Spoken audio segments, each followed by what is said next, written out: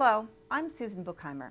In this film, we're going to explore some of what we know about this amazing treasure all of us carry under our skulls and how we know about it.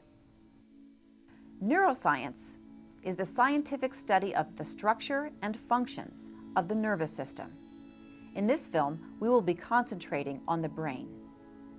These microscopic cells, neurons, are the building blocks of the brain and form a communication network.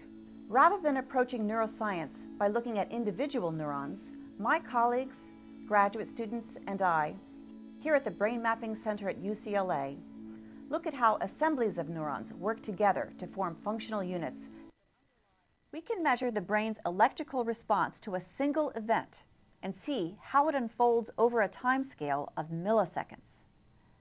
Measurements of evoked electrical responses are called event-related potentials, or ERPs. This is the PET, or positron emission tomography scanner.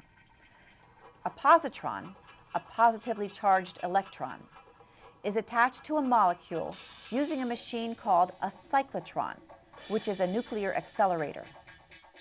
Tomography refers to making a picture, or tomograph, of specific slices of tissue. The blood carries the radioactive glucose throughout the body and into the brain. The colored areas show where there is more glucose metabolism taking place, indicating healthy brain tissue. In these PET scans, red indicates the most glucose metabolic activity, yellow somewhat less, green even less, and blue minimal. Contrast that to this one of a person with Alzheimer's disease, whose brain shows a dramatic decrease in the metabolism, indicating widespread death of brain tissue.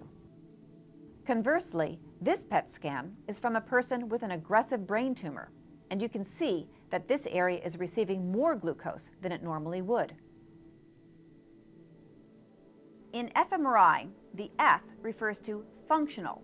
We scan continuously, taking a complete picture about every 2 seconds. With the invention of very fast MRI imaging in the early 1990s, it is now possible to take a picture of the whole brain in a second or two. We have looked at normal children and those with autism while they imitate facial expressions in others. Children with autism do not show brain activity in these mirror neuron areas even when they physically imitate the expressions as well as normal children. Imaging techniques such as the ones you have seen in this film are, on a daily basis, enabling us to probe and thus better understand the human brain.